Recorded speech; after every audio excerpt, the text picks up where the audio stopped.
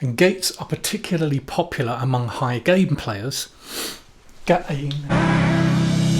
what does a noise gate do?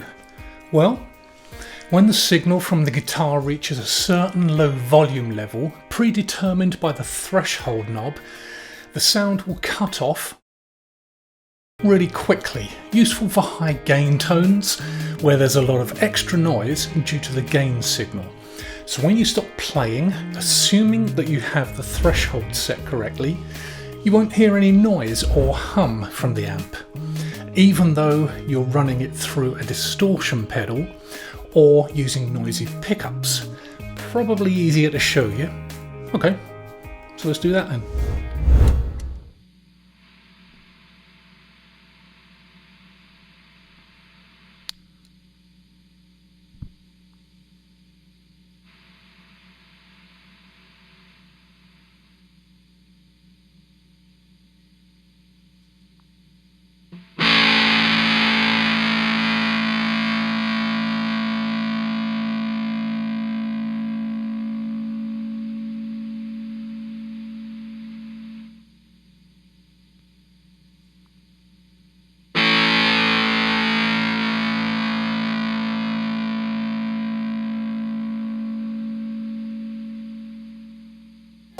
This one is $30 on Amazon.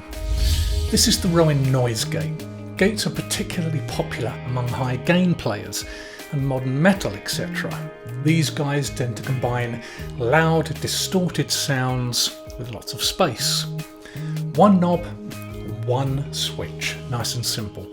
The knob controls the threshold at which the signal cuts out, and the switch controls whether that signal is aggressive or whether it's soft when it cuts out. I'm also glad it's white, as it's easier to... Oh, I thought I used green screen. Learn something new every day.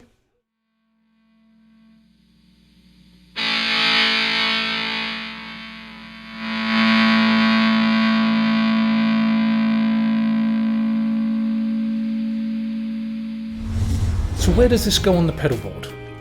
You'll normally want to place the noise gate wherever the noise is. For example, after your fuzz pedal. It is common to put it at the end of the chain, but before any ambient pedals, such as delay and reverb. The noise gate will normally interfere with any ambient type of effects on your board, especially the tail end of a long reverb or a delay with lots of repeats.